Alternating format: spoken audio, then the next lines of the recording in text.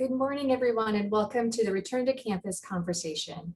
I'm Sharon Martin, Vice President of University Relations and Enrollment Management. So a lot has changed since we last gathered in May in terms of what our fall semester will look like on our campuses. Thanks to the effectiveness of the vaccines, we are seeing fewer cases of infection, and with more ways to protect ourselves from COVID-19, it allows us the opportunity to return to a more normal fall semester. The COVID planning team has been working on how to return to campus while keeping our health and safety a top priority. Earlier this week, we sent a communication that outlined the university's most current plans for campus life this fall. And in the previous week, we sent a communication that outlined information employees need to know as we transition back to campus.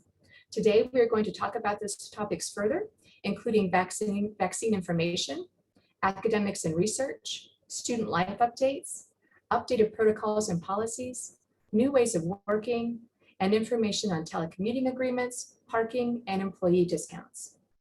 To help lead our discussion today, we have 5 senior leaders who will present information and then respond to your questions. Joining me are Dr. Jeff Coben, Associate Vice President for Health Affairs and Dean of the School of Public Health. Aaron Newmeyer, Executive Director for Strategic Initiatives. Marianne Reed, Provost and Vice President for Academic Affairs. Corey Ferris, Dean of Students, and Chris DeBoard, Vice President for Talent and Culture. We will follow our typical campus conversation format today. We'll share a presentation and then we'll move to questions and answers. We are using the Zoom webinar platform for today's discussion. And before we begin the presentation, let's run through those features to help you experience today's conversation in the best way possible. To view closed captions or subtitles, click on the CC button in the bar at the bottom of your screen. If you have questions, you can use the Q&A function also found at the bottom of your screen. To further secure our conversation today, participants will only be able to see questions that are answered by one of our moderators. To ask a question, just click on the Q&A button and a separate screen will appear, and that is where you can type your question. Please note that many of your questions will be answered as our presenters review the material. Therefore, we will not be answering any questions until after the presentation. We'll answer as many questions as we can live, and our moderators will continue to answer questions via typed response in the Q&A. If you have any issues with audio or video at any point during today's conversation, be sure to check your personal Zoom settings. But if issues continue, you can email us at campusconversations@mail.wvu.edu. We will be monitoring this feed throughout the presentation and can help as needed. So we've taken care of all the housekeeping items. It's now time to start the conversation. And with that, I will turn it over to Dr. Coben to begin. Thank you, Sharon, and good morning, everyone. As Sharon mentioned, and as was described earlier this week, the university has announced our decision to fully reopen our campuses this fall. So what I'd like to do is spend a little bit of time this morning describing what has in fact changed since we last met in May, and therefore what allowed us to expand our opening opportunities for the fall. As most of you know, COVID-19 numbers throughout the United States and in West Virginia have significantly decreased as the number of individuals who've been fully vaccinated has increased. In West Virginia, fully 53% of all West Virginians above the age of 12 have now received at least one dose of a COVID-19 vaccine. And West Virginia as a state is experiencing our lowest transmissibility rates since the pandemic began. During the course of our last conversation, which was on May 6th, since that time, many things have changed in a very favorable direction. For example, on May 6th, the average number of new cases per day of COVID-19 was 358. As of today, that average number of new cases per day is down to 84. Additionally, in May, after we last met, the CDC released a report on what's known as breakthrough infections, which further demonstrates the real world effectiveness of vaccines. And I'm going to speak a little bit more about that report in just a moment. And then finally, again, in late May, the CDC modified their public health guidelines for fully vaccinated people. And the university has been following those guidelines very carefully and adapting our approach based upon the latest public health guidance from CDC. So all of these new findings, coupled with the proven preventive measures that we've all taken over the course of the last year, shows us that students and employees of the university now have access to the tools needed to protect themselves and to prevent the spread of COVID-19 to others. Next slide, please.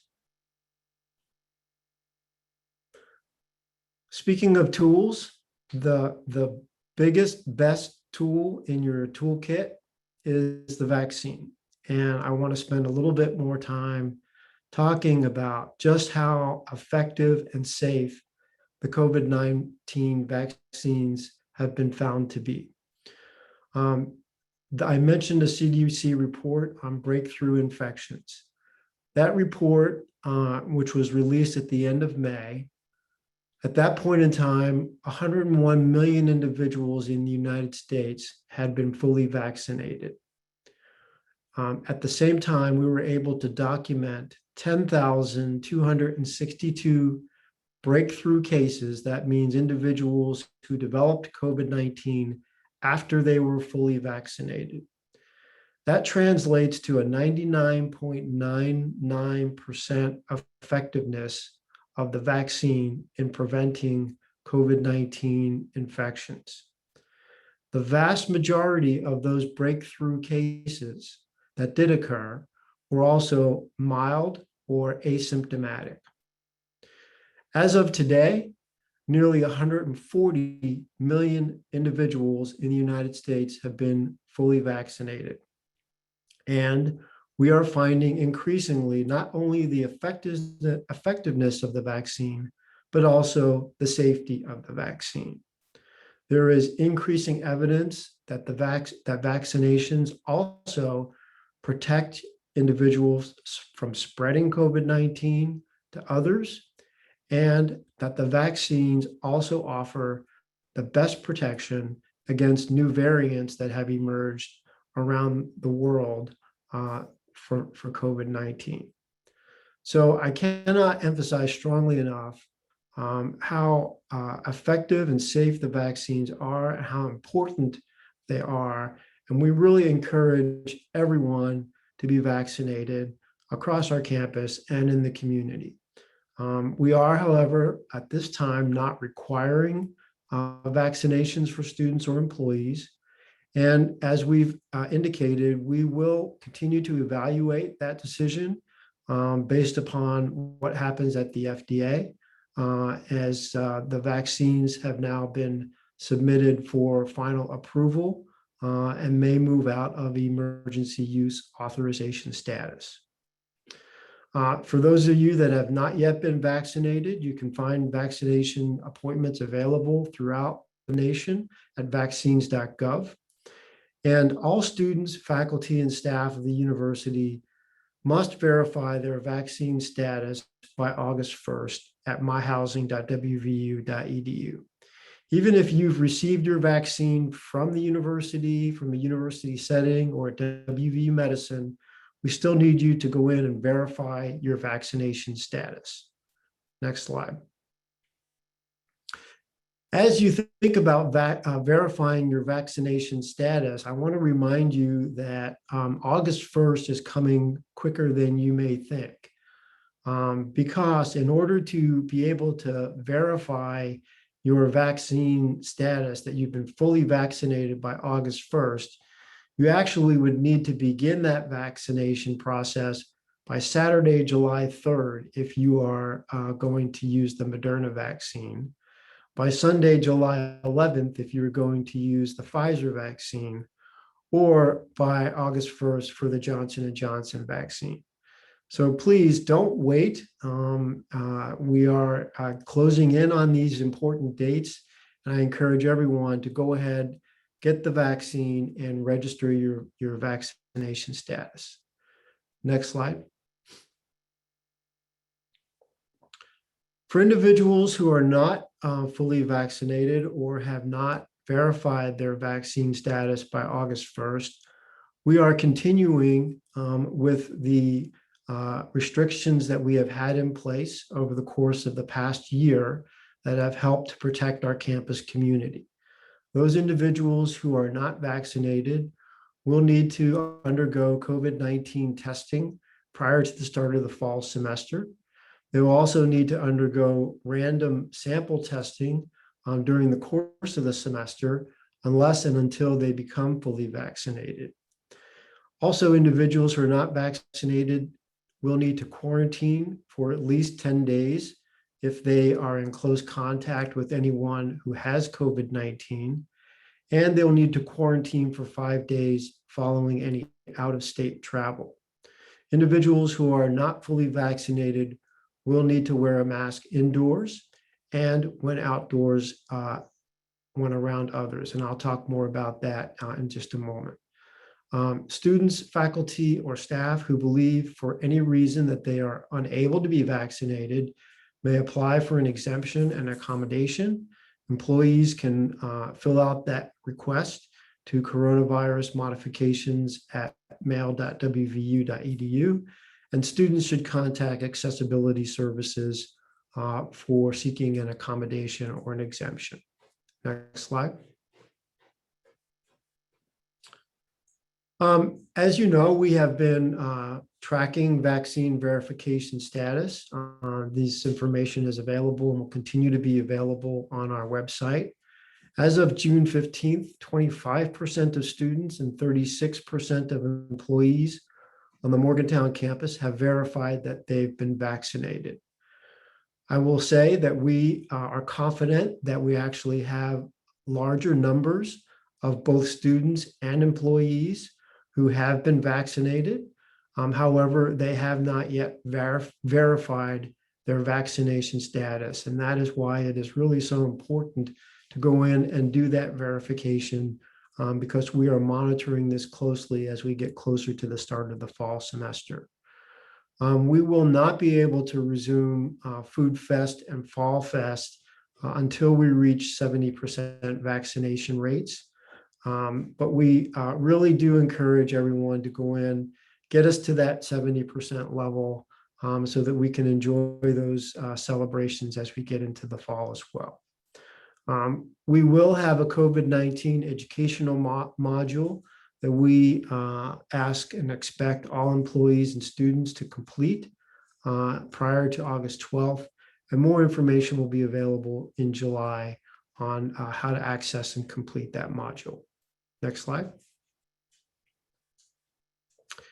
Finally, let me talk a little bit more about our masks policies and how that has changed.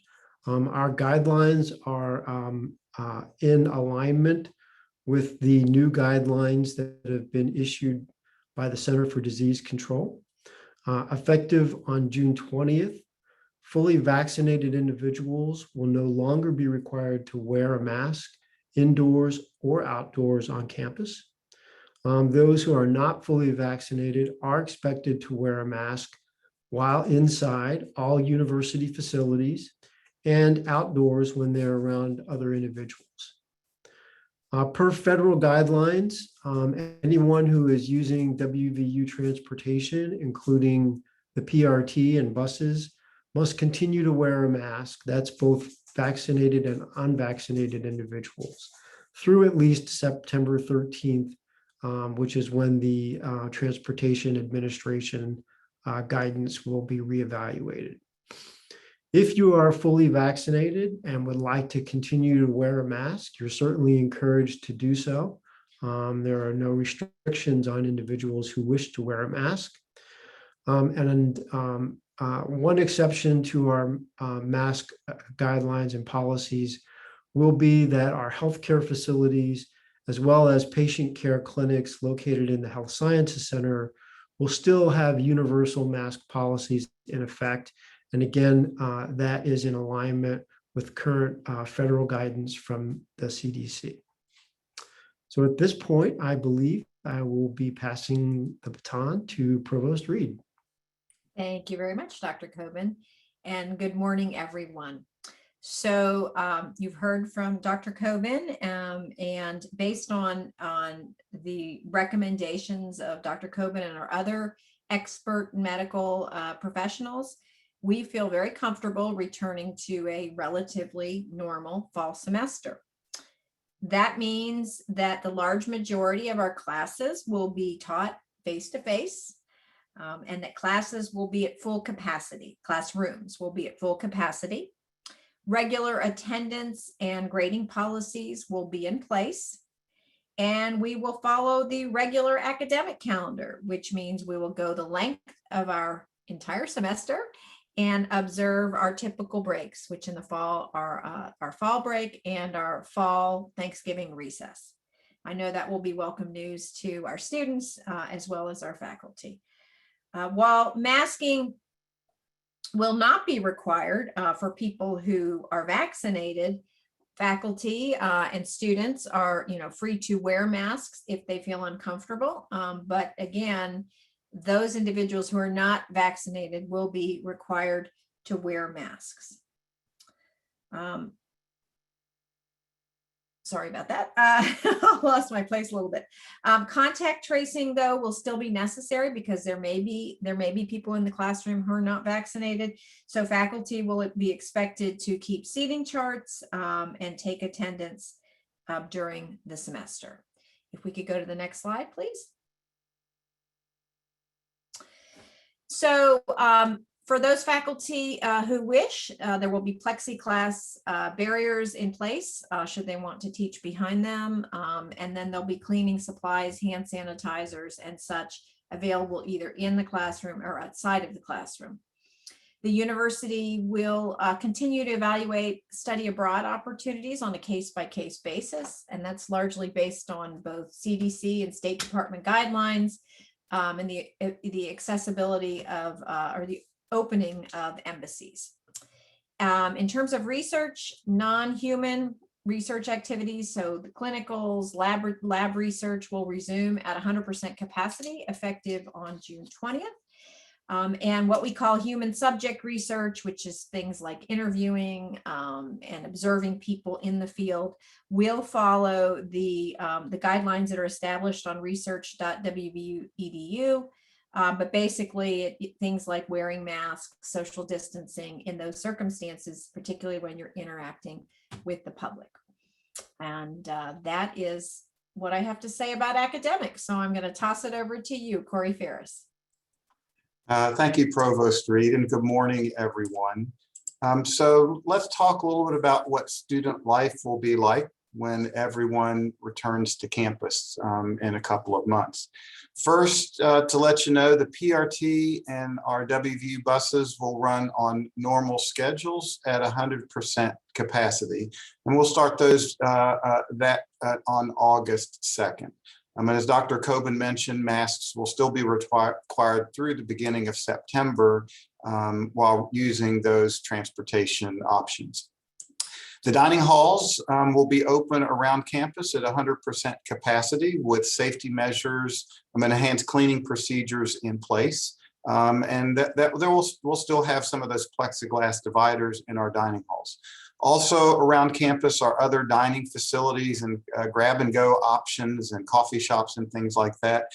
Those will be open also since the campus will be back to full capacity. Our Student Recreation Center, are happy to announce, will be back to 100% capacity beginning June 20th. And that means that the reservations that you've been making in the past to use those facilities will be dropped, and you'll be able to then drop in to use those facilities. Now, one thing that we'll let you know is, again, unvaccinated individuals will still be expected to wear masks when inside the Student Recreation Center. Student organizations, let's talk a little about student organizations. Student organizations starting now will be able to organize and gather without limitations. Students that are using our indoor facilities, again, will be required to wear masks if you're unvaccinated. Club and intramural sports will be able to resume their practice and competition without restrictions. However, it's highly recommended that those gatherings take place outdoors where possible. So those practice and fitness and conditioning take place outdoors. WVU Up All Night will resume in-person activities in the fall. And we'll do large and small group activities, and we'll have return to billiards and bowlings and crafting and movies. But again, reminder, those unvaccinated students will still be required to wear a mask when inside the mountain lair. Let's talk a little bit about Residence Hall move-in. Residence Hall move-in will be an extended move-in. We won't go back to where we were a couple of years ago when most of move-in took place on one day. So we will have a 3-day general move-in, August 12th, August 13th, and August 14th. That's Thursday, Friday, and Saturday. And every hall and every student will have a move-in time slot sometime between 8 and 6.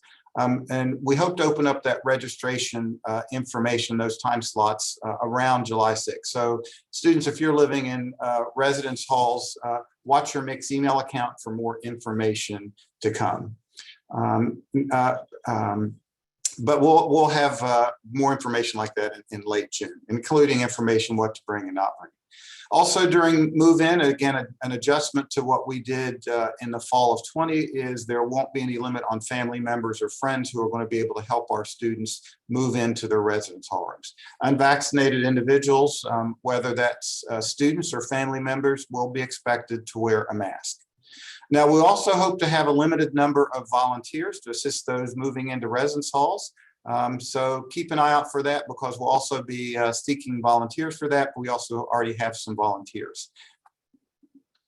A few things to let you know about WVU Tech in Beckley. Their move-in will start on Friday, August 13th and continue through Sunday, August 15th. Returning students will move in at WVU Tech on August 16th and Tuesday, August 17th. And information about the Potomac State College in Kaiser move-in will be announced at a later date. Now, I do want to let you know that we do have some additional move-in information as it relates to some of our students who are moving in early. In particular, some of our students that are in the marching band or who might be helping with volunteer to move in early in other groups. We'll have them moving in just a little bit early. But students, if you're in any of those special groups, you'll be receiving information directly from that group that's sponsoring that early program, and you'll get details about that specifically from them. University Apartments, that move-in process, their leases begin on Saturday, August 1st, and will continue through Friday, August 13th. Again, watch for more information through your WVU Mix email account. Let's talk a little bit about Welcome Week. We are so excited. Believe me, we're really excited and about all of our students returning to campus, and so we can't wait to welcome you back. And so we're going to have a wide variety of activities August 12th through the 20th. And it's not just for our first-year students, but most of our programs will be for all of our students to welcome you back. Now, the one that probably focuses most on those first-year students will be Monday Night Lights, which will take place on August 16th for all incoming first-time students. It will take place at Milan Puskar Stadium, where we'll make sure that we're going to take a great class photo. Mountaineer Movie Fest will take place at the Coliseum and will include a student organization fair. Now, as Dr. Cohen mentioned, due to the larger crowds, we're going to have to do some things a little bit differently around Food Fest and our music events. So we'll have some smaller ways for you to engage with that over multiple days as we get ready to start our classes. Now, we are committed, though. 70% of our student body verifies their vaccine by August 1st. Please know that we'll hold a larger concert similar to Fall Fest sometime later in the academic year. And the other thing to talk about Welcome Week is we know that our sophomore students, our second year students, did not have a traditional Welcome Week. We did offer some things, but it wasn't like the traditional Welcome Week. And so sophomores or second year students, keep an eye out on your Mixed account. We hope to push out a survey here shortly on what type of activities that we might be able to do to make sure that you have a special and unique welcome to campus that we weren't able to do about a year ago. Now, also know during Welcome Week, there's going to be a variety of adventure, recreation, and service activities that will be available for new and returning students between August 13th and 17th. And also, we'll have some academic sessions that we've done in the past to make sure particularly our new students are welcomed and have a good understanding of their engagement that they'll have with their academic departments. But keep an eye out later in July for more information on Welcome Week activities. And with that, I will toss it off to my colleague, Erin Newmeyer. Erin? Thank you, Dean Ferris. I'm going to start with a brief update on travel. So fully vaccinated individuals may resume non-business travel activities. However, they should note travel restrictions and safety guidance in the area that they intend to travel to. University-related business travel will remain limited and require prior approval from the unit vice president or dean. Travel related to externally funded projects does not require vice president or dean approval. In regards to testing and isolation for the fall semester, individuals who have not verified their vaccination status with WVU by August 1st will be expected to be tested prior to the start of the fall semester. Unvaccinated individuals will be randomly selected for regular screening testing throughout the fall and probably spring semesters. Opportunity for testing for those who are exposed to COVID-19 will also be available. Contact tracing, as previously mentioned, will continue on all 3 of our campuses. The university will resume posting a weekly COVID-19 update on the Return to Campus website, which will feature testing information and current vaccination rates. As far as events, in-person events may resume on our campus at 100% capacity effective June 20th. It is recommended that events take place outdoors if feasible, and plated or prepackaged meals are preferred if food is going to be served at those events. In addition, concerts, plays, and shows organized by WVU Arts and Entertainment may resume on campus at 100% capacity, also effective on June 20th. Athletics events will be held at 100% capacity, and the WVU Athletic Department will separately announce details relating to those sporting events soon. Masks are expected for those who have yet to be vaccinated at all events on campus. In terms of visitors on our campus, departments and units should continue to use good judgment when determining when to bring visitors on campus. All visitors, including vendors and contractors, will need to continue to follow university safety guidelines while on campus. The Visitor Center will open to normal capacity for tours and visits effective June 20th. Unvaccinated visitors are expected to wear a mask while on campus, and all visitors must wear a mask while on university transportation at least through September 13th.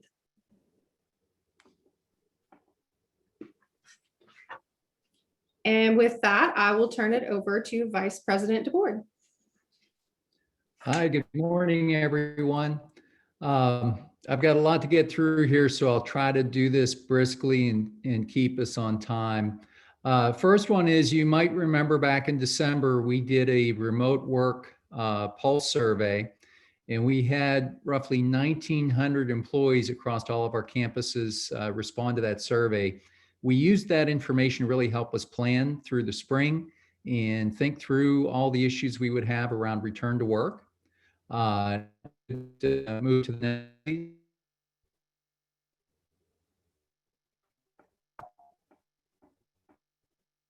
Can I advance to the next slide, please?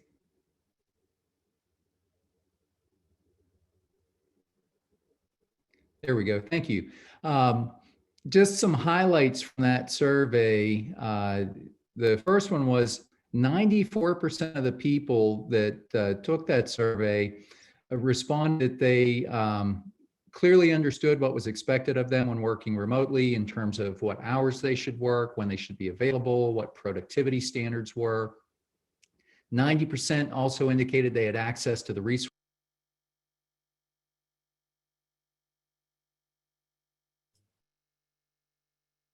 I believe we have lost Chris. All right, we'll give him just a couple seconds to maybe log back in and continue. Oh, there he is. Chris, we lost you for a minute. Back, Sharon. Yep, you're back. Sorry about that. That's okay. Sometimes I turn feel off like your this is video. more. That's Oh, okay. okay. Chris, you might turn off your video. That might help just a little bit. There you go. How's that? Sometimes I feel like this is more like a seance than it is a Zoom call. So anyway, 90% indicated they had access to the resources they needed. 90% also felt they were well trained on things like Teams and Zoom and Microsoft Outlook. And also 90% really expressed an interest that they'd like to see us continue options for remote work and flexible work arrangements beyond the pandemic. So if we could move to the next slide. What we learned from that was that, the first thing, the headline is we figured it out. We were able to do this well. We were able to maintain and in some cases enhance productivity. But there were some opportunities, things like if you are working remote, how do we keep you engaged as an employee? How do we connect with you if we can't just walk down the hall and pop into your office? And then as a supervisor, how do we coach and give feedback in more of a remote setting? So, we went through the comments in the survey. There were 1,935 unique responses. And then the new tool that we have that we used to do that survey allowed people to vote, and kind of similar to what you would see on social media where you could crowdsource themes and ideas. And we had almost 15,000 votes on those 1,900 responses. The key themes that we heard from folks were, we really like the increased convenience and flexibility while working remotely. It's also saving time. A lot of people talked about that commute time and how they were able to repurpose that. And, whether that was finding better work-life balance or being more productive at work. And then also cost savings, things like gas and meals and things like that people were able to avoid by not having to come into the office on the daily commute. And most people also responded they felt much more productive while working remotely. So if we could go to the next slide. All of those learnings, one of the things we've done is, we took a look at training, and the leadership and organizational development team that works in my shop. One of the first things they did was move to a virtual onboarding model. So for folks that we hire remote or, in a hybrid fashion, we've got the option now to do virtual onboarding as opposed to just strictly in person, which, some of you have been through that. We used to do that every Monday morning in person at Waterfront. Now we'll be able to do sort of a mix moving forward. And then leadership development based on what we heard in that survey around, the challenges around engaging with folks in a remote environment, or also managing a team that's maybe hybrid, maybe remote, maybe on site. How do you do that with a mix of employees? So we've created new courses. One is managing expectations, teaching people how do you build trust and maintain accountability in a remote setting and manage towards outcomes as opposed to just activity. Purposeful communication, how do you communicate effectively in a hybrid work setting with a distributed team? And then establishing team connectivity, maintaining social connections within that team. So it wasn't just about work, but also, there's a social aspect of being in the office every day. How do we maintain that with folks that may be transitioning into more of a remote type of work arrangement? The other thing we heard through the survey on some of those comments, this really is one of those once in a career opportunities for us to change work culture. And, the COVID casual dress policy was something we heard quite a bit, that people like that. They like being more casual. And, I'll tell you personally, there are a lot of us that have not worn a suit in over a year. And guess what? Nothing happened. Everything was perfectly fine. It's all okay. And so what I would challenge all of us on this one is, let's try to maintain this more casual dress code. Dress for the occasion, do what's appropriate. But really, there are some things that were dated that, that this pandemic accelerated change for us in terms of how we look at technology, the tools that we use at work. I would say it's probably also accelerated how we dress for work. And, I can tell you, when I come back to campus, you're going to see me probably more in a golf shirt and jeans than you are a suit and a tie. And if it's okay for me, it's okay for you. The next thing that we wanted to talk about too is meetings. Again, not wanting to lose ground on this and not wanting to create a situation where it's difficult for folks who are working remote or hybrid. We're going to ask that all meetings continue to have an option for remote participation. So if you're scheduling a staff meeting with your team, have a Zoom link, have a Microsoft Teams link, or a conference line in order to accommodate remote and hybrid employees. And then also recognize everybody's got a different comfort level around returning to the office. And we're not all going to just move on the same timeline there. So if folks don't feel comfortable for whatever reason, we don't need to know their reason. It might be that they've got a family member who's immunocompromised, or it may be that they just personally don't feel comfortable. That's their business. But we really help facilitate that by maintaining these options for remote participation. So I would really encourage everyone to remember that, keep that top of mind. That needs to become a new habit moving forward, because we don't want to lose ground and go back to the old way of, if we're not in person, we can't get things done. We know that, we've proven that we can work remotely. Okay, next slide, please. And in terms of new ways of working, one of the other things we learned through this, we did a lot of just kind of work around our policies and taking a look at what we need to change, what we need to keep. And, the biggest mindset shift that we've realized through this is we've always thought about ourselves as a large regional employer, where we sit in terms of geographically in Morgantown, Maryland, Southwestern PA, down in Charleston, folks over across the Ohio border. We've kind of looked at it as we may draw people from those states as a regional employer. Now, we've opened up the entire nation. It's quite feasible. And, we've done it. We've hired some folks in IT recently that work on the West Coast and are not coming to Morgantown, and they're going to work remotely. And so, we're now a national employer when it comes to things like policies and procedures and practices. And so we had to go back and take a look at all of those things. But one of the things we learned that was interesting, I just wanted to share while we're together today, is that a lot of folks might not realize we have close to 1,000 out-of-state employees currently. And that's on a workforce of, between 7,000 and 8,000 employees.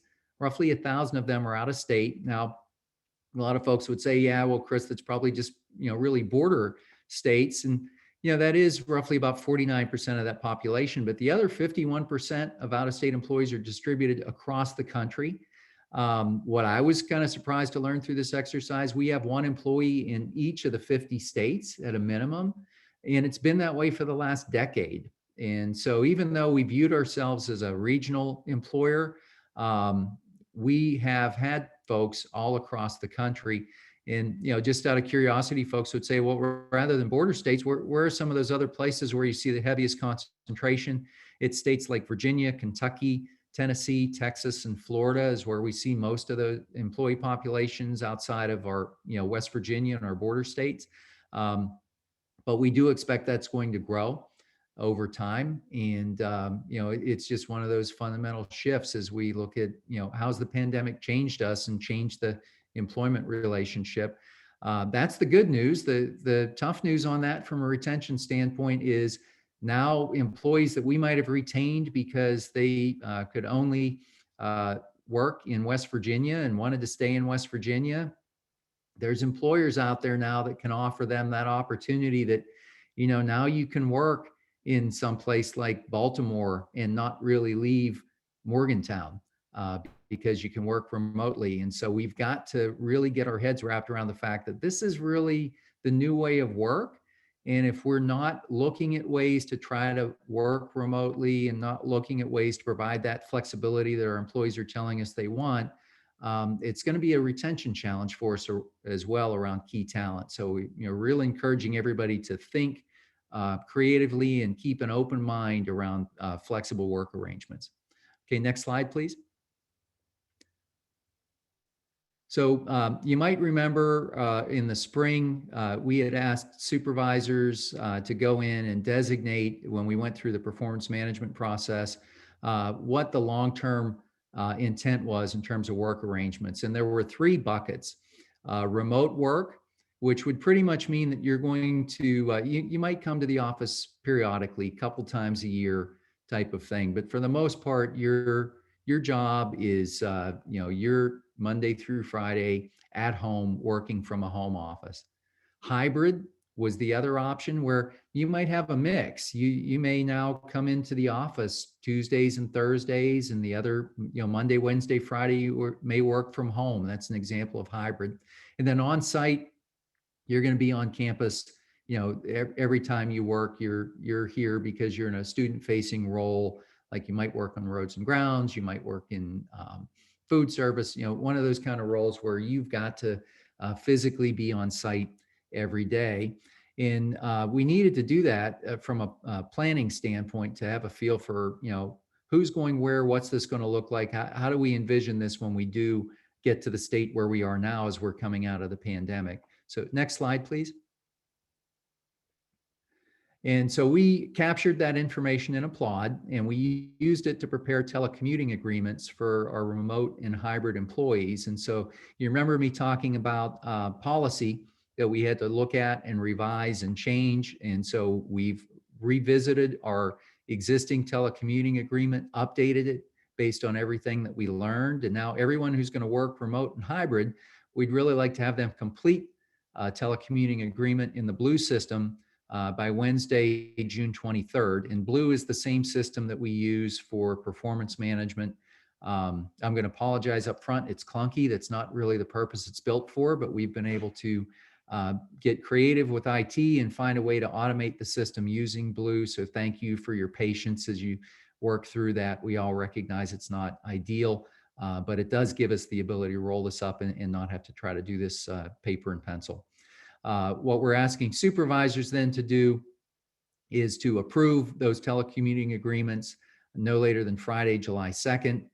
And if you are planning to work remote or hybrid and you've not discussed this with your supervisor, we would strongly encourage you to, prior to completing your agreement, talk through expectations around work schedule and hours and how performance is going to be measured, and just make sure everybody's comfortable. And then those telecommuting agreements will be effective. The intent here is for the year, July 1st through June, and then we would kind of revisit this every year. That's really more to keep track of who's working remote and hybrid and make sure we're up to date on those working arrangements. I've had some people ask questions of this already, concerns around things like, well, Chris, if I agree to this telecommuting agreement, am I stuck with it for a year? What if it doesn't work? What if my employee's not productive? And so I just want to take this opportunity as well to reiterate that remote work, hybrid work is a privilege, not a right. And it's a privilege you learn through your productivity. And so if you maintain your productivity and the work arrangement works, that's great. If for whatever reason it's not working, we're not bound to keep it for a year. It can change at any time. The ultimate goal is making sure we achieve the right outcome and that we're serving our students. And so that's going to govern those telecommuting agreements. But we do at least want to get into an annual practice where we keep this up to date. And we have tabs for things like tax purposes, et cetera, which I'll go through here in a coming slide. It'll make a little more sense to you, but that's sort of the why behind why we need to do this and why we need these agreements in place. Okay, next slide, please. And so here's what it looks like. A lot of people might be curious on, okay, based on that initial exercise in May, what are we going to look like from our new workforce standpoint? We're going to have just under 700 folks working remotely.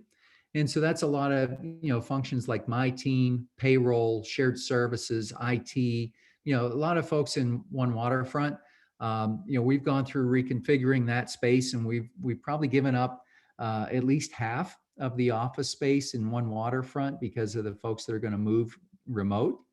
Hybrid is going to be, roughly about 1,200 or so employees, and then we'll have 1,500 on site.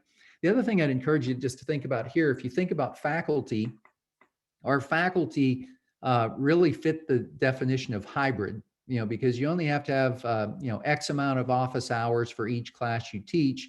And so it's not a, not a requirement where you have set hours and set days where you've got to be at work like a normal on-site role. It's more hybrid.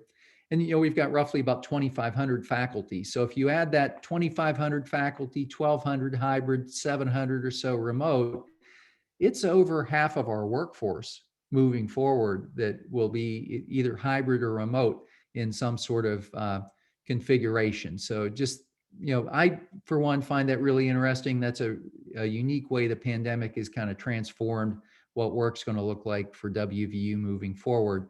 And then, a lot of folks are saying, well, Chris, what are you doing with the space? If we gave up that much space in Waterfront, what's the plan? And so, a couple of things. We've been working with facilities. One is we're creating hotel space around campus for remote and hybrid employees. So when you are planning to be on campus, we want to have hotel space that you can reserve in advance, just like you would reserve a conference room today. And, you'd have a docking station in place where you could kind of hook up and work productively for the day or the afternoon or, whatever it may be when you're coming to campus.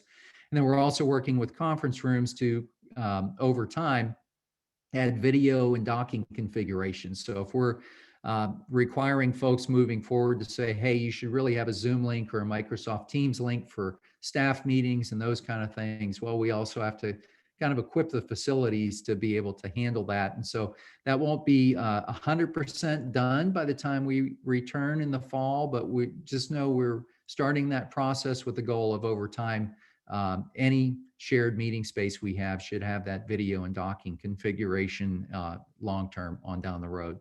And then the consolidation, we've started One Waterfront Place. We've opened up roughly about 3 floors of office space there. But if you think about that like a giant jigsaw puzzle, the facilities team now is trying to figure out, how can we co-locate groups? Where should those folks that are remaining in One Waterfront be placed? And then when we have the open space, our goal is to take groups that are currently working in leased office space and consolidate those groups into One Waterfront and eliminate any leased office space. If we're successful there and we still have room, then our goal is to take buildings that might have large deferred maintenance issues and take those buildings offline and move those folks to One Waterfront as well. And so that'll be work in progress. That's going to take us a lot of time to manage through. Again, thinking about it like a giant jigsaw puzzle is the best way to think about it. It's a really complicated problem to solve. But we've started phase 1, which is the consolidation of space in Waterfront. We've got that plan well underway. And, as I said, we've given up roughly about 3 floors of space in One Waterfront that we'll start to use to consolidate office space over time. So more to come on that front. Next slide, please. And then parking. This has been the other big question for folks is, well, what about parking? How's this going to work moving forward? So I'll start off. If you're hybrid or remote and you do not want to change your parking, you do not have to do anything. You'll continue with your current plan. But if you're hybrid or remote and you're like, I don't want to continue to have an annual parking permit, I'd like to do something different, you can cancel your permit effective July 1st. And then working with Ted Svelik and his team in parking, we've been able to create 1-day permits for downtown Evansville, College of Law, and Health Sciences campuses. And those 1-day permits will be $5 per day. And in addition to that, if you're in One Waterfront and you're hybrid or remote, you can choose to keep that permit and pay a reduced rate of $20 per month. And so tried to find a way to keep it as simple as possible and find a happy medium for folks. And if you want to purchase those permits that I've referenced above, they will be available beginning on July 1st on the parking portal. And you can see there the the link for the parking portal. Next slide, please.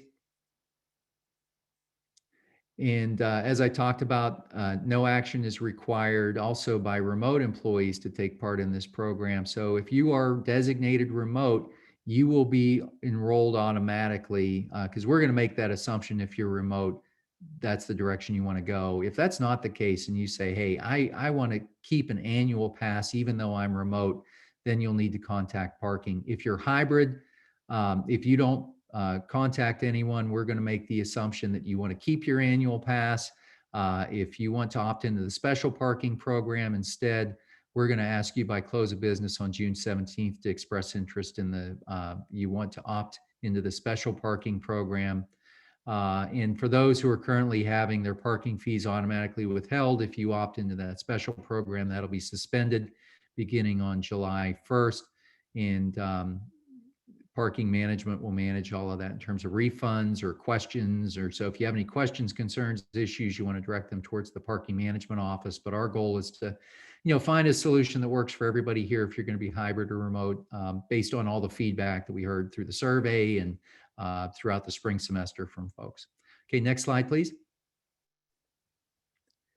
And then internet. This was the other big question we had. Folks were saying, well, if I work hybrid or remote, is WVU going to give me a stipend towards internet cost? We worked through that and the decision was made that we are not going to provide a stipend for internet costs. One is just the complexities around all of the state auditor's office rules. If we reimburse you for that, can you use it for personal? Can you not? How do we track it? Is everything that you then do on your home internet subject to FOIA? There was just so much there in terms of a Pandora's box. We did not want to get into reimbursement. So we went down the road of trying to find discounts and thinking if we could find a provider who would provide a discount, that might be a great solution. Ultimately, just to be totally transparent, we struck out there. We were not able to find providers who would provide a discount for employees. And so ultimately though, based on, the feedback we did get from folks and our own personal experiences, it's a lot cheaper to work hybrid or remote. What you're saving in terms of, meals and commute costs and wear and tear on your vehicle, we kind of view that as it's an offset for the internet costs.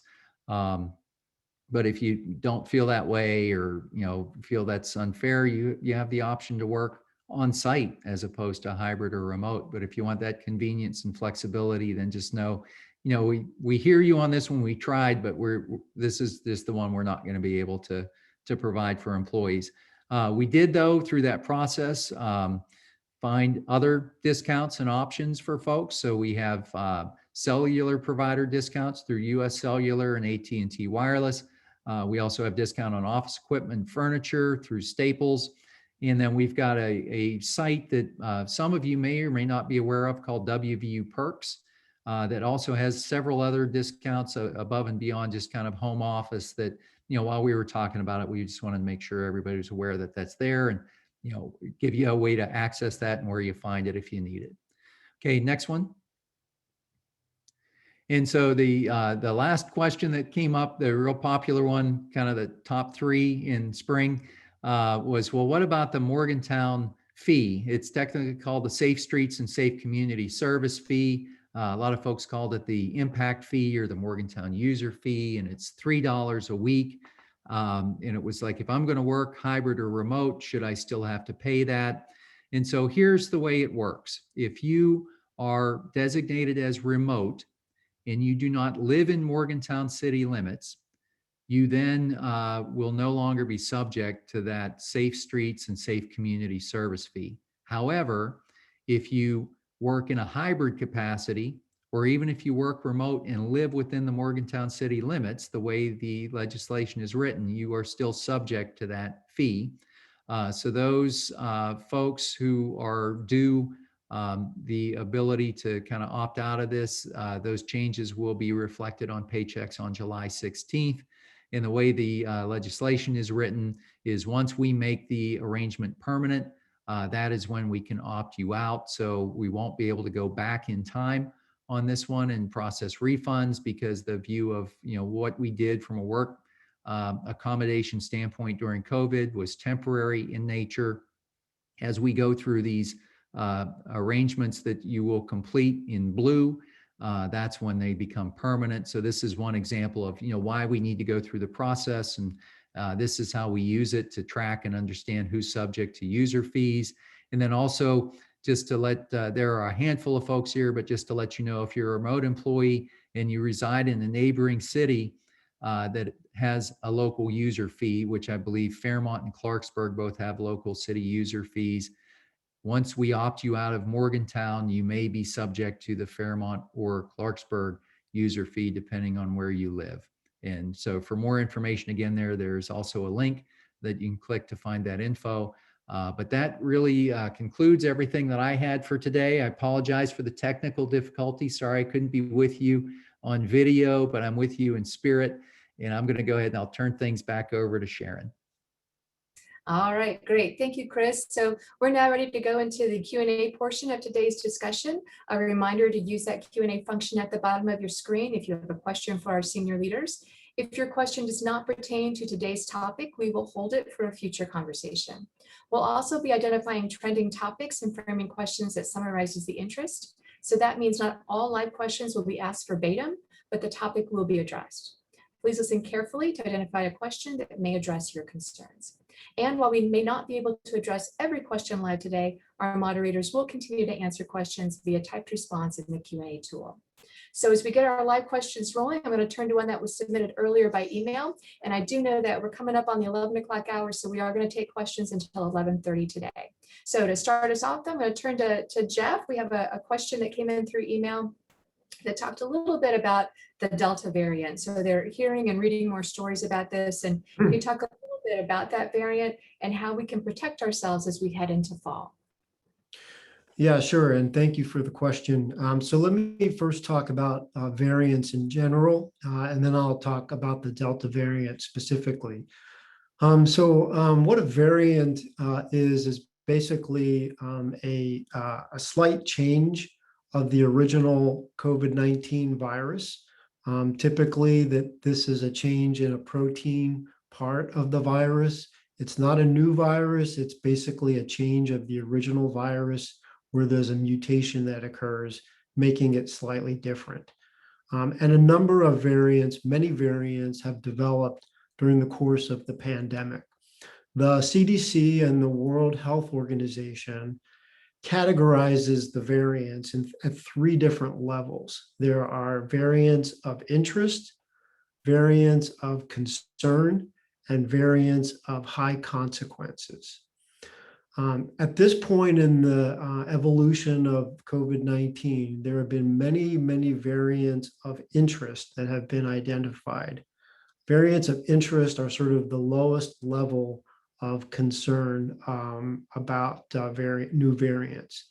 The next level, where you have a variant of concern, there are currently 6 variants of concern, and the Delta variant is one of those 6. And that is the medium level of concern. And the highest level of concern on a variant would be a variant of high consequence. And at this point, none of the variants have been determined to be variants of high consequence at this point. The Delta variant is one of the more recent variants of concern that's been identified around the world. We are monitoring this very closely. Fortunately, at this point in time, the incidence of the Delta variant in West Virginia and our neighboring states has been very, very low. Meaning West Virginia University, Marshall University, and the West Virginia Department of Health do weekly assessments of the cases that come into the state for evidence of variants. There have been no Delta cases in the last 2 weeks during that monitoring process. And we will continue to monitor this closely as we move forward into the fall. As we have done throughout the pandemic, if things change on the ground significantly, we will make changes, and we won't hesitate to do that if things should change. But at this point in time, We are just closely monitoring the situation with the Delta variant. And lastly, I will say that none of these variants can develop unless people are infected. So the best way to actually prevent the emergence of the Delta variant or other new variants is to go ahead and get vaccinated so that we don't have infections and those infections don't spread to others. By doing that, by taking that step, we can assure that the variants will not elevate, not spread in our communities. All right, great. Thank you, Jeff. And I'm going to stick with you for this next question. We had a lot of variety of the same question come through our Q&A, and it talks about how do we monitor who's vaccinated, who's not. So this one particular question asks, how will we monitor who completes the vaccination questionnaire and who does not in order to compare it to who will be required to follow unvaccinated protocols? Or is this on the honor system? Okay, so there's a lot there that I want to try to unbundle if I can. The vaccine, let me talk about what the vaccine verification is going to be used for and what it's not going to be used for. And then also talk about maybe a paradigm shift that we all need to make as we go through this process. The vaccine verification is going to be used to look and monitor at our overall rates of vaccination amongst our employees and our students. And that is going to continue to be one very important factor that we'll be looking at as we get closer into the fall semester, along with, of course, our infection rates and whether or not there are any changes that occur. So we'll use the vaccination verification system to look at overall vaccination rates. We will also be using the vaccine verification system to make determinations on certain requirements of those individuals who are unvaccinated or have not verified their vaccine status. That includes return to campus testing. So we'll be looking to see and checking whether or not people have verified. And if they have not verified, they will receive notification that they'll be required to undergo COVID testing. Similarly, the testing team will use the vaccine verification process to determine who would need to undergo repeated testing or sampling testing throughout the course of the semester. And we will be using the vaccine verification system as part of our contact tracing process as well. So if someone should turn positive on campus, we need to know who they've been in close contact with. We will use that system to determine whether or not those close contacts have been vaccinated or not vaccinated, because that will determine whether or not they'll have to undergo quarantine. And finally, our student conduct team will have access to the vaccine verification if necessary to deal with issues related to non-compliance for our other guidelines. Now, what we will not be using the vaccine verification system for is to provide what we would call a vaccine passport or a vaccine identification system at the individual level. So we are not going to be providing what we would consider to be private and protected health information to anyone who wants to go in and look at it. And that would be other students or faculty or other staff who don't meet the criteria that I had previously mentioned. We believe strongly that this is a matter of privacy and also one of both personal responsibility and personal accountability for individuals who are both vaccinated and unvaccinated. And let me close by talking a little bit about the paradigm shift, because I think that does address many of the questions and concerns that I have seen and I have heard. I know that there is a lot of continuing concern for people who have undergone vaccination about those who have not been vaccinated and how they protect themselves from those individuals. And that is certainly understandable. We have spent the last 18 months all living through a very shared traumatic experience. And some of us have actually experienced loss of family members and others through this process. So these concerns and these fears are certainly well-founded.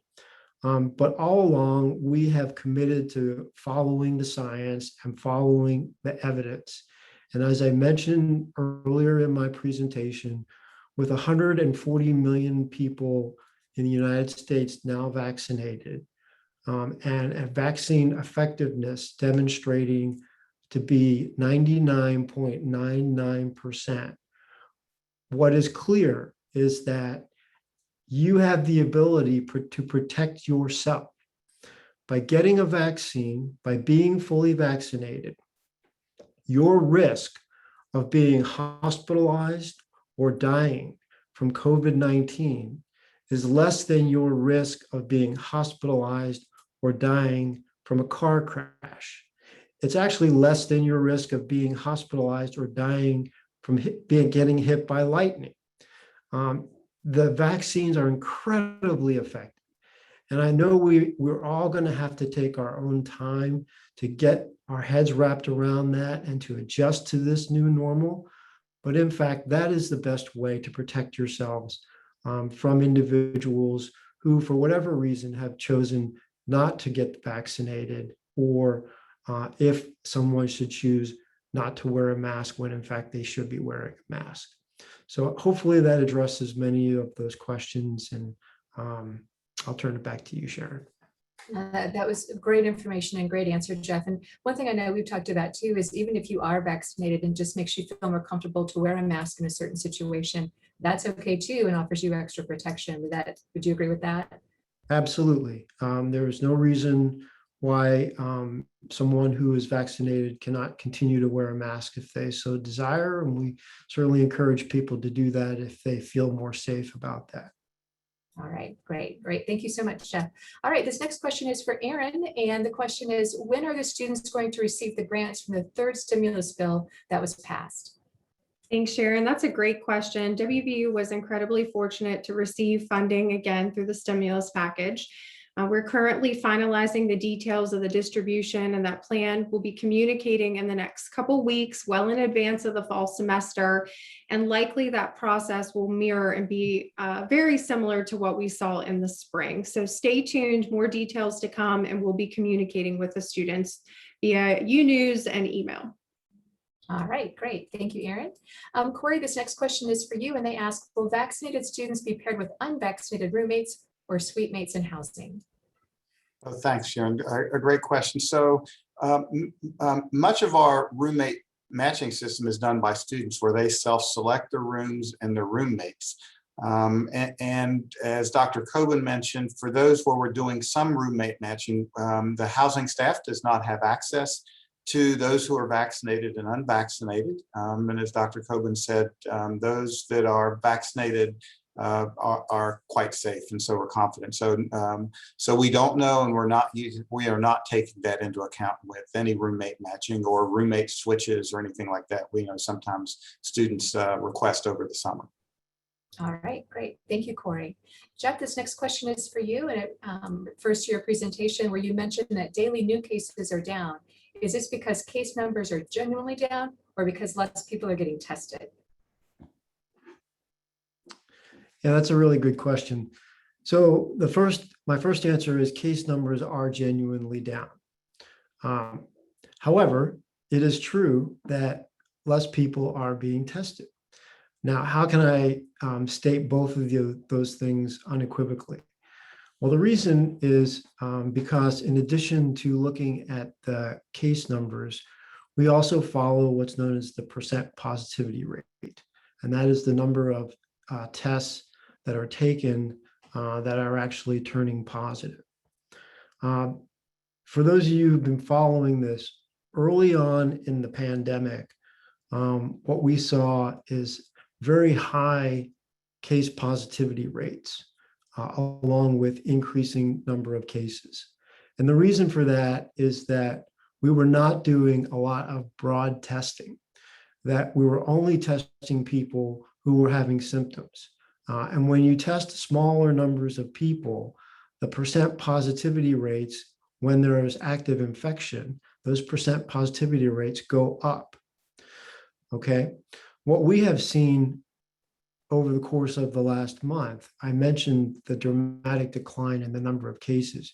We've also seen a similar decline in the percent positivity rate, going from 4.4% on May 6th down to 2.1% currently. So we're confident that those numbers are real, that it's not just an artifact of less people being tested, but it is in fact a real evidence for decreasing transmission of COVID-19 in our communities. All right, great. Thank you, Jeff. This next question I think is going to go to Aaron, and if we need to pivot, we can. But the question asks, I've gone through the process to verify my vaccine with the university, but have not received a confirmation that the verification has gone through. Should I expect a confirmation? Thanks, Sharon. I can take this one. So the system in which you verify your vaccine does not push out an automatic confirmation upon completion of the verification. However, what I can tell you is in the next couple of weeks, our communication strategy will shift slightly. We've been communicating pretty broadly at this point to get folks in and into the system and to verify their vaccine.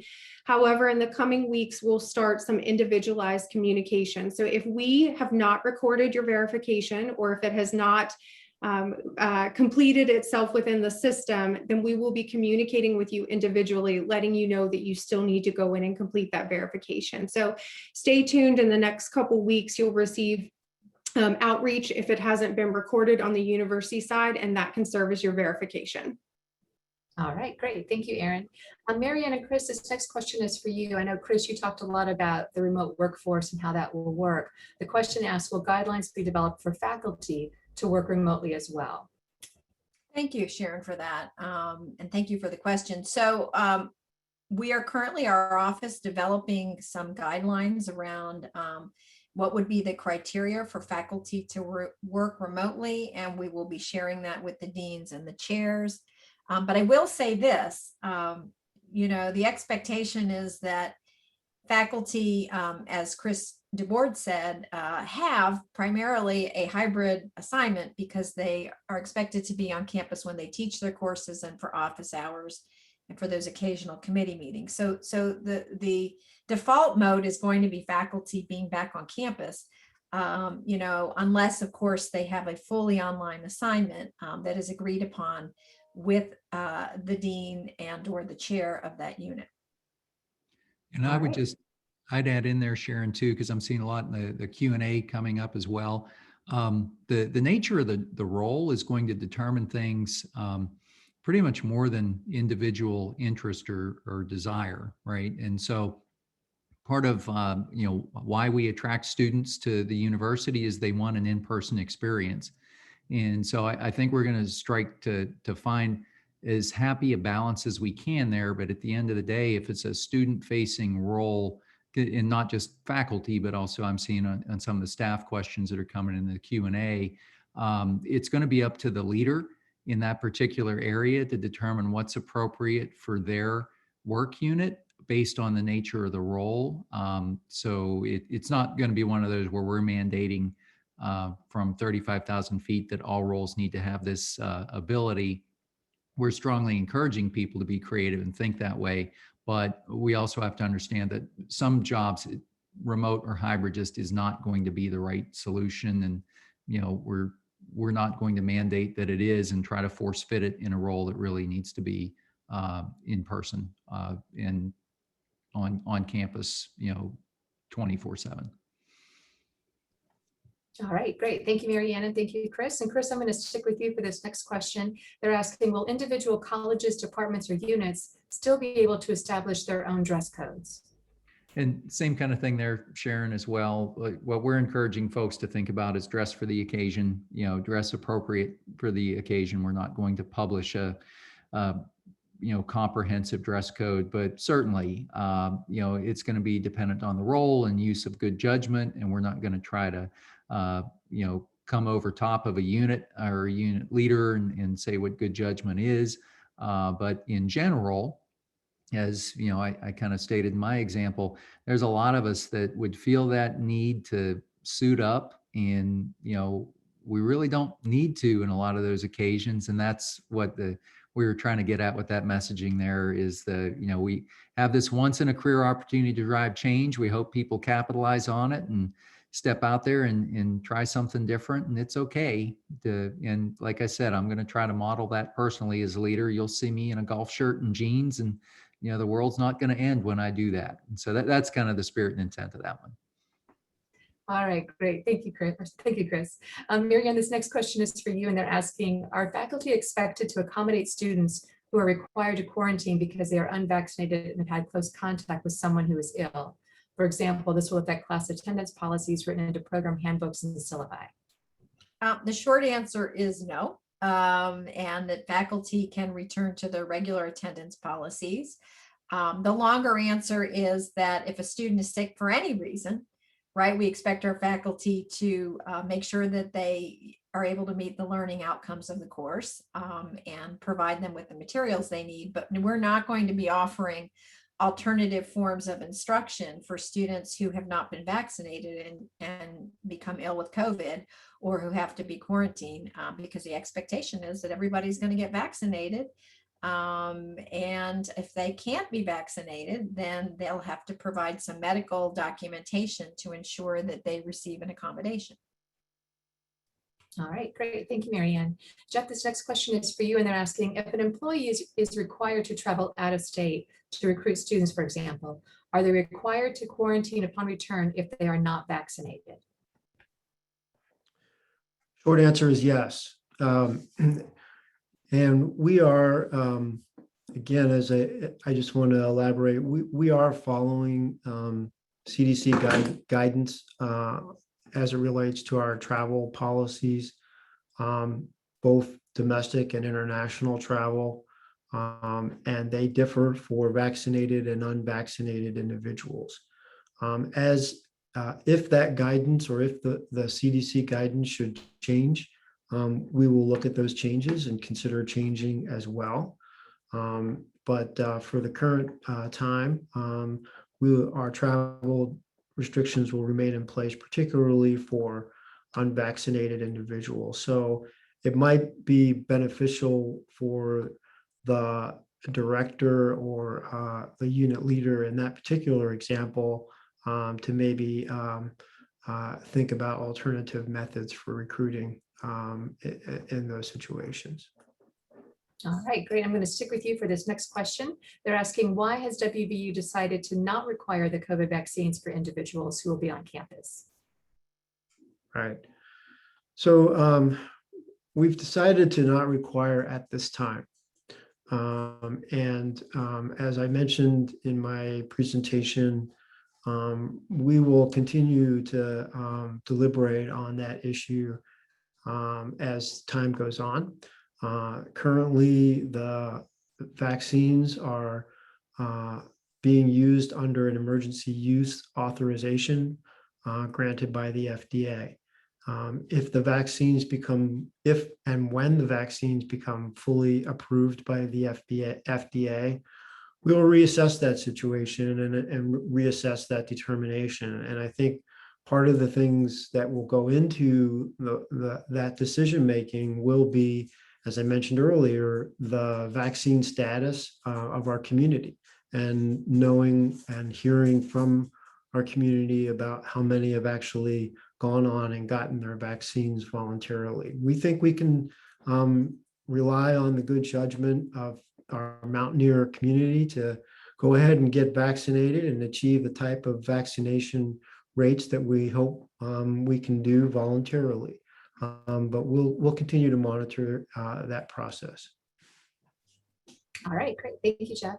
Erin, this next question is for you. I know there's still a lot being discussed on how we'll do our testing program come the fall, but the question is, how frequently will unvaccinated students and faculty be tested?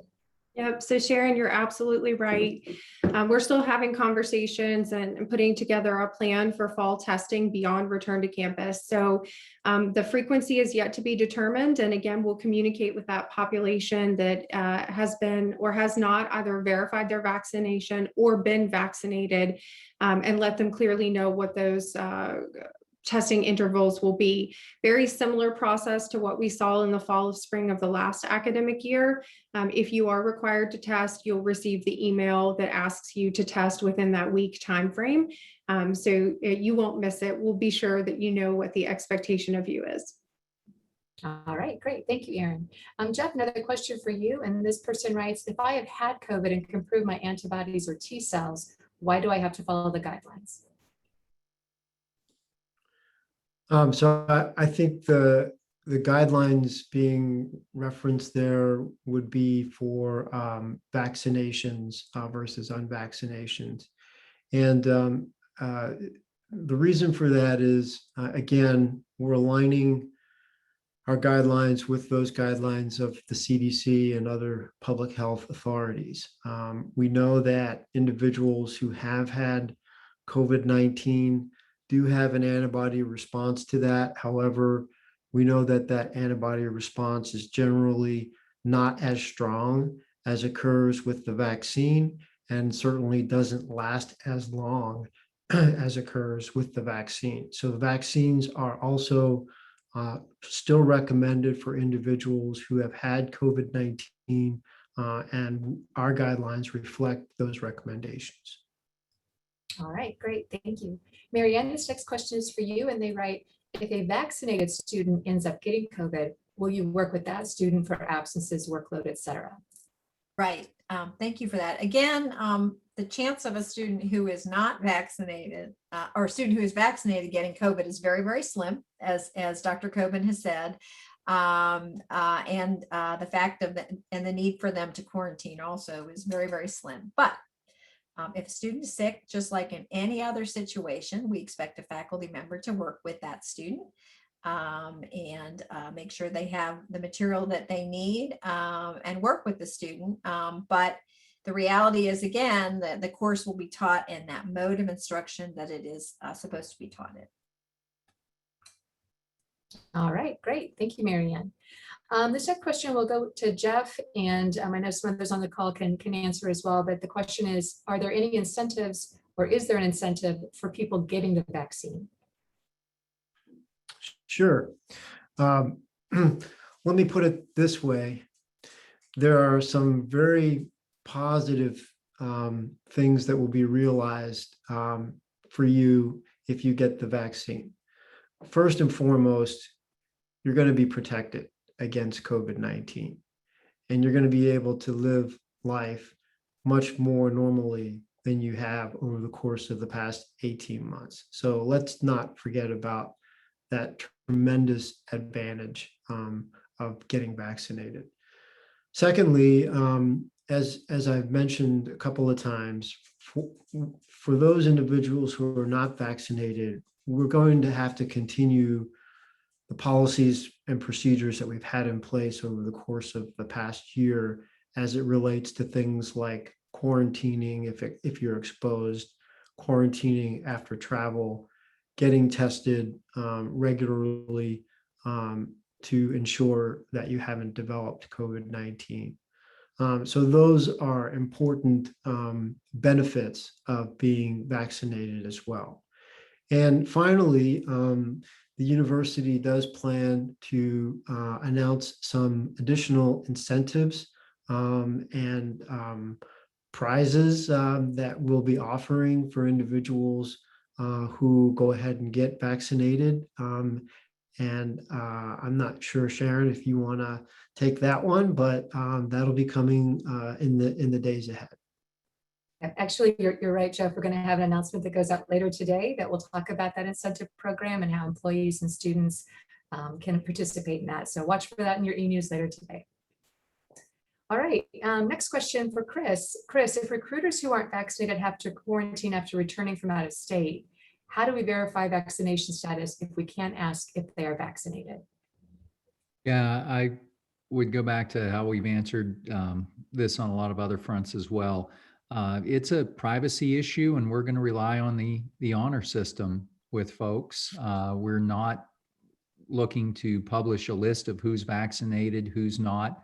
And that's up to your employee to, we've kind of established our guidelines and what we expect they are. It's up to them to determine how they want to communicate that with you and what decision they're going to make. And, similar to the mask piece that we've talked about, that just because you see somebody with a mask does not automatically mean that they are not vaccinated. I've seen that kind of pop up in the Q&A as well. We don't want that to, if you have a mask on, we don't want that to become the scarlet letter. There are some folks that are going to wear a mask because they feel it keeps them safer, and it's really their business, right? It's not our business as an employer, and we only want to know this on a need-to-know basis. We do not want to be in a situation where we're publishing lists and asking this question in a myriad of places around campus and trying to manage all of that protected health information. So I don't know, Jeff, if you would add anything to that or have anything different. Nothing different, but I would like to add one comment, and that is, some of you may know we had the lightest flu season on record this past year. And a large reason for that is because so many people were wearing masks throughout the course of the year. So think about that. Think about the opportunity to protect yourselves from the flu and from even other upper respiratory infections, and the advantages of wearing a mask. And as Chris said, people will wear masks for many reasons. Some of them are COVID, some of them are others. And we fully encourage that as we move into next year. All right, great. Thank you, Chris and Jeff. And Jeff, I'm going to end this session with this last question, which I think is a great one to end on. And they're asking, once vaccinated, do I ever need to get the shot again? We don't know. So I'm not sure it's a great way to end with an I don't know answer. But the truth is that it's quite possible that sometime in the future, booster shots may be necessary. The research and clinical trials are ongoing to determine that. I will say that we should feel confident that evidence as to whether or not a booster is needed should be available to us before we get ourselves in a situation where we start to see large-scale outbreaks in our communities.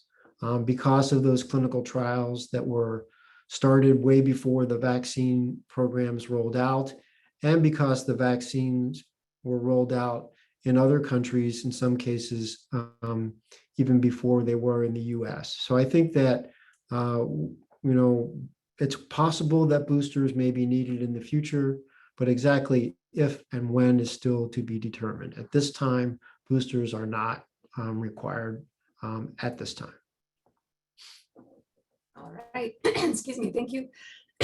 Sorry. Thank you, Jeff, for that answer. And as I said, we're coming up right on that 11:30 hours. So as we close today's campus conversation, I do want to remind everyone that we'll continue to provide updated information on these plans, as well as new information as we move through the summer months. Therefore, it is critical that you stay current with the information we are providing. So please be sure to check your university email accounts daily for any new information. Please watch eNews every day for the latest updates. That is always your go-to source for university news. And for our students, you'll want to check UNews for the latest information as well. For our parents, you'll want to watch your inbox for the Mountaineer Parents Club newsletter, where we'll provide information to you there as well. Remember, you can also find everything you need to know about campus life during the pandemic on the Return to Campus website. It's updated immediately when new information is available. I'd also encourage you to follow us on social media, and in particular, the Safety social accounts on Twitter and Facebook. An archived version of this conversation will be available later this afternoon on the Return to Campus website. And you can also continue to send us any questions you might have to returntocampus@mail.wvu.edu. and we'll get back to you with an answer as quickly as possible. And as I've shared, there are a variety of ways to get the information you need. Please do your part to be an informed team member and share accurate information with others. Finally, I want to thank our panelists who have shared their time and their expertise with us this morning. And on behalf of our senior leaders, we appreciate you sharing your time with us today. Please continue to stay safe and be well.